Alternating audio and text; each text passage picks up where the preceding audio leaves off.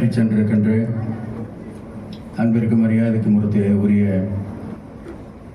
Doctor நல்ல பழனிசாமி அவர்களே, இங்கே வருகை தந்து கலந்து கொண்டிருக்கிற அன்பிற்குரிய கிருஷ்ணகுமார் அவர்களே, அன்பிற்கும் என்னுடைய பாஸ்தருக்கும் உடைய சகோதரர் நாடாளுமன்ற உறுப்பினர் அண்ணன் சுப்பராயன் அவர்களே, நாடாளுமன்ற உறுப்பினர் பிரகாஷ் அவர்களே, இங்கே வருகை தந்திருக்கிற மரியாதைக்குரிய டாக்டர் தவமணி தேவி பழனிசாமி அவர்களே, அன்பிற்குரிய அருண் பழனிசாமி அவர்களே, சுப்பராவ் அவர்களே, புஷ்பராணி அவர்களே, இங்கே நன்றியுரை கூற இருக்கிற டாக்டர் மோகன் அவர்களே மற்றும் பல நண்பர்கள், கேபி சாமி உட்பட பல நண்பர்கள் இங்கே எங்களோடு வருகை தந்திருக்கிறார்கள். நம்முடைய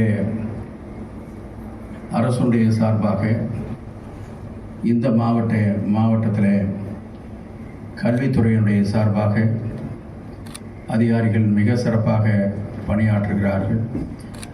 ஒவ்வொரு இடத்திலையும் என்ன குறைபாடு இருக்கிறதோ அதை நேரடியாக சென்று அதையெல்லாம் தீர்ப்பதற்கான நடவடிக்கை எடுத்துக்கொண்டிருக்கிறார்கள். தமிழ்நாடு முதலமைச்சர் அவர்கள் பல்வேறு புதிய திட்டங்களை, இதுவரை யாரும் செய்யாத திட்டங்களை நம்முடைய தமிழ்நாட்டிற்கு செய்திருக்கிறார்கள் என்பதை நீங்கள் அனைவரும் அறிவீர்கள். அதை ஒவ்வொன்றாக சொன்னால் காலதாமதம் ஏற்படும். அதிலே இல்லம் தேடி கல்வி என்பதும் மிக முக்கியமான ஒன்றாக இருக்கிறது.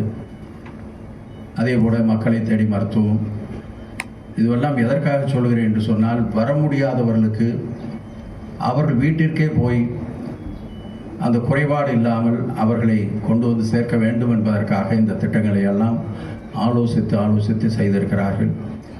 அதே போல மகளிர் உரிமை தொகையாக இருந்தாலும்,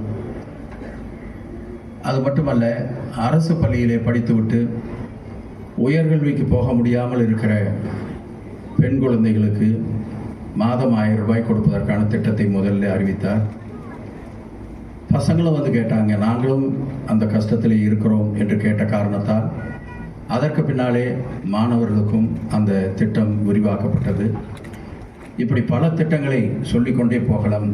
அவருடைய எண்ணம் என்னவென்றால், ஒரு குடும்பத்தில் ஒரு குழந்தையை வளர்த்து ஒரு நல்ல இடத்தில் கொண்டு வந்து விட்டால் மொத்த குடும்பத்தையும் அவர்கள் காப்பாற்றி விடுவார்கள் என்பதுதான் அவருடைய எண்ணமாக இருந்தது. ஒவ்வொரு முறையும் எங்களிடத்தில் பேசுகிற பொழுது அப்படித்தான் பேசுவார். காலை உணவு திட்டம் கூட வேறு எங்கேயும் இல்லாத ஒரு புதுமையான திட்டம். அதுவெல்லாம் தாய்மார்களுக்கு இருக்கிற பெரிய சுமையை அது நீக்கி இருக்கிறது என்பதைத்தான் நாங்கள் கண்கூடாக கண்டு கொண்டிருக்கிறோம். சமீபத்தில் கூட ஈரோடு வந்தார். கடந்த 20ஆம் தேதி ஈரோடு வந்த பொழுது ஏறத்தாழ 50,088 பேருக்கு நலத்திட்ட உதவிகளும் பல கோடி ரூபாய்க்கான கட்டிடங்கள் திறப்பு விழா, அடிக்கல் நாட்டு விழா, இப்படிப்பட்ட நிகழ்ச்சிகளை அவர் நடத்தி கொடுத்து விட்டு போனார். நான் இதையெல்லாம் சொல்லுவதற்கு காரணம், இன்றைக்கு கூட தூத்துக்குடி போன்ற மாவட்டங்களுக்கு சென்று அங்கே இருக்கிற அந்த பணிகளை செய்வதற்கான முயற்சியை நம்முடைய முதலமைச்சர் அவர்கள் எடுத்துக்கொண்டிருக்கிறார்கள். அது மட்டுமல்ல, பல திட்டங்கள் நமக்கு கொடுக்கப்பட்டு அதுவெல்லாம் முறையாக செயல்படுத்தப்படுகிறதா, ஏதாவது தடை இருக்கிறதா, அதிகாரிகளுக்கு அந்த தடையின் காரணமாக பணியாற்ற முடியாமல் அவர்களுக்கு பிரச்சனையாக இருக்கிறதா என்பதையெல்லாம் அவரே வந்து ஆய்வு செய்கிறார். பல இடங்களுக்கு துணை முதலமைச்சர் அவர்களை அனுப்பி ஆய்வு செய்கிறார். அமைச்சர்களை அழைத்து என்னென்ன நடந்தது, இன்னும் புதிதாக என்ன நடக்க வேண்டும் என்று கேட்கிறார். நிதி நிலைமை மிக சிரமமான சூழ்நிலையில் இருந்தாலும் கூட இன்றைக்கு இந்த அரசாங்கம் இதையெல்லாம் செய்து கொண்டிருக்கிறது என்பதை உங்களுக்கு நான் இந்த நேரத்தில் நினைவுபடுத்த கடமைப்பட்டிருக்கிறேன். இங்கே நம்முடைய டாக்டர் அவர்களை பற்றி சொல்ல வேண்டும் என்று சொன்னால், அவர் சொன்னார், நான் வந்து அடிக்கல் நாட்டியதெல்லாம் அவருடைய முயற்சி இல்லை என்றால் யார் அடிக்கல் நாட்டாலும் எதுவும் ஆகாது. அவருடைய பெரும் முயற்சி தான் இன்றைக்கு இந்த அளவிற்கு வந்திருக்கிறார். சரி, அவருடைய மருத்துவமனை மட்டும் வளர்ந்தால் போதும் என்று அவர் நினைக்கவில்லை. தன்னுடைய ஊரில் இருக்கிற பொது இடங்கள், பள்ளியாக இருந்தாலும் மற்றவைகளாக இருந்தாலும், அதையெல்லாம் உயர்த்தி கொண்டு வர வேண்டும். இங்கே இருக்கிறவர்களுக்கு அடிப்படையான வசதிகளை செய்து கொடுக்க வேண்டும். அது நம்முடைய கடமை என்ற வகையிலே அவர் இதை செய்து கொண்டிருக்கிறார். ஏற்கனவே ஒரு நிகழ்ச்சிக்கு அனுப்பியிருந்தார். ஆனால் நான் ஒரே ஒரு வேண்டுகோள் வைத்தேன். இங்கே மட்டும் இல்லை, எங்களுக்கு கூட பக்கத்தில் இருக்கு, அந்த ஊருக்கு கூட நீங்கள் வந்து செய்யலாம், யாரும் தடுக்க போவது கிடையாது என்று நான் அவரிடத்தில் சொல்லியிருந்தேன். இன்றைக்கு இங்கே நம்முடைய தலைமை ஆசிரியர் இங்கே வந்து சொன்னார், நமக்கு இருந்தது மொத்தமாக 12 வகுப்பறைகள் இருந்திருக்கிறது, ஒரு 2 வகுப்பறை தான் ஷார்ட்டேஜ். அவரிடத்தில் பேசியிருக்கிறார்கள். மற்றபடி லேபு இதுக்கெல்லாம் சேர்த்து கொஞ்சம் கூடுதலாக இருந்தால் பரவாயில்லை என்று சொல்லியிருக்கிறார்கள். மொத்தமாக 10 வகுப்பறைகளை இன்றைக்கு கட்டி அநேகமாக இனிமேல் இங்கே எந்த பிரச்சனையும் இல்லை என்ற அளவிற்கு சொல்லியிருக்கிறார்கள். பக்கத்திலே ஒரு சிறிய இடத்திலே தான் இந்த பள்ளி இருந்திருக்கிறது. ஒரு 5 ஏக்கர் இங்கே இருப்பவர்கள் அத்தனை பேரையும் ஒருங்கிணைத்து, இந்த ஊரில் இருப்பவர்களை எல்லாம் ஒருங்கிணைத்து ஒரு 5 ஏக்கர் நிலம் இந்த பள்ளிக்கு கிடைக்கிற ஒரு சூழ்நிலையை நம்முடைய டாக்டர் அவர்களும் மற்றவர்களும் சேர்ந்து அதை செய்து கொடுத்திருக்கிறார்கள்.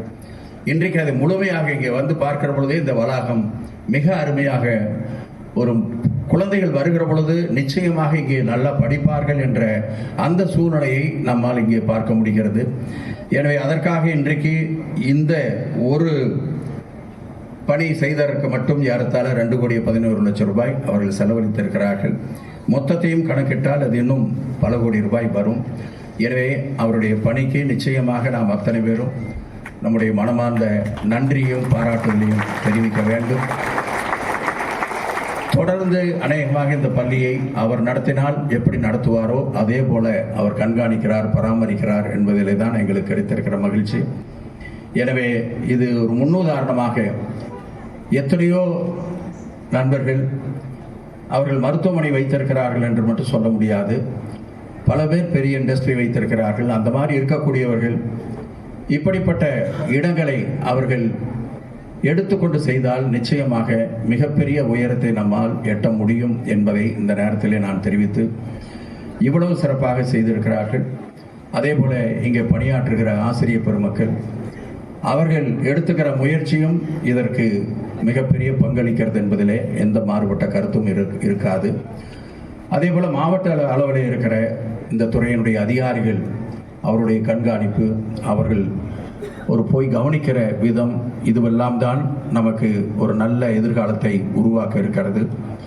நாம் படிப்பு மட்டுமல்ல, விளையாட்டுத் துறையிலேயும் மற்ற துறைகளிலேயும் அவர்கள் உயர்ந்து வர வேண்டும் என்று நினைக்கிற காரணத்தால் தான் இன்றைக்கு துணை முதலமைச்சர் உதயநிதி அவர்கள் விளையாட்டுத் துறையிலே பல முன்னேற்றங்களை செய்து கொண்டிருக்கிறார்கள்.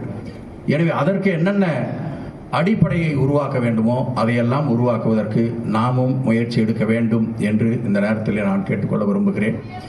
அதே போல இங்கிருந்து யாராவது ஒரு நேர்காணலுக்காக ஒரு இன்டர்வியூக்கு போகிற பொழுது மிக அருமையாக படித்த மாணவனாக இருப்பான், முதல் ரேங்க் வாங்கி இருப்பான். ஆனால் அங்கே போகிற பொழுது அவனுக்கு ஒரு பயம் இருக்கும். அங்கே இருக்கிற சுற்றுச்சூழலை பார்க்கிற பொழுது அவனுக்கு ஒரு பின்னடைவு ஏற்படுகிற நிலை ஏற்படும். இதற்கெல்லாம் இன்றைக்கு பயிற்சி கொடுக்கப்படுகிறது. நீங்கள் வெளிநாட்டிலே போய் அவர்கள் போட்டியிட்டால் கூட நம்முடைய மாணவர்கள் தைரியமாக அந்த இடத்திலே நான் தான் முதல்வன் என்று சொல்லக்கூடிய அளவிற்கு ஒரு பயிற்சியை கொடுக்கிற அளவிற்கு இன்றைக்கு ஒரு திட்டத்தை கொண்டு வந்திருக்கிறார்கள். இப்படி மாணவர்கள், தாய்மார்கள் அவருடைய முன்னேற்றம் ஏற்பட்டால் அந்த குடும்பம் முன்னேறும், நிச்சயமாக நாடு முன்னேறும் என்பதிலே தமிழ்நாடு முதலமைச்சர் அவர்கள் மிகுந்த கவனத்தோடு இருந்து அதை மனதிலே வைத்து செய்து கொண்டிருக்கிறார் என்பதை இந்த நேரத்தில் தெரிவித்து, மீண்டும் மீண்டும் டாக்டர் அவர்களுக்கும் அவருடைய குடும்பத்தை சார்ந்த அத்தனை பேருக்கும் அவரோடு இணைந்து பணியாற்றுகிற அத்தனை பேருக்கும் என்னுடைய மனமார்ந்த நன்றியை தெரிவித்து, இங்கே இருக்கிற குழந்தைகள் மிகப்பெரிய இடத்தை எட்டி பிடிக்க வேண்டும், அதற்கு அரசுடைய சார்பாக என்னென்ன நன்மைகளை செய்ய வேண்டுமோ அதையெல்லாம் செய்வதற்கு நாங்கள் தயாராக இருக்கிறோம். ஈரோட்டிலே சிக்கநாயக்கர் கல்லூரி என்று ஒன்று இருக்கிறது. அந்த கல்லூரி ஏறத்தால் 52 ஏக்கர் பரப்பளவு கொண்ட கல்லூரி. அந்த கல்லூரிக்கு ஒரு 12 ஏக்கர் தான் இப்பொழுது பயன்படுத்தப்படுகிறது. எதிர்காலத்தில் அதை பயன்படுத்தினாலே போதும். மீதம் இருக்கிற 40 ஏக்கரில் மிகப்பெரிய ஒரு விளையாட்டு மைதானம் அமைக்க வேண்டும் என்பது. அதே போல் சென்னையிலே அண்ணாவுடைய பெயராலே முத்தமிழறிஞர் கலைஞருடைய பெயராலே மதுரையிலே மிகப்பெரிய ஒரு நூலகம் அமைக்கப்பட்டிருக்கிறது. எனவே அதை போல ஒரு நூலகம் அங்கே அமைக்க வேண்டும் என்பது எங்களுடைய எண்ணமாக இருக்கிறது. அது மட்டுமல்ல, ஒரு IAS அகாடமி அங்கே அமைக்க வேண்டும்.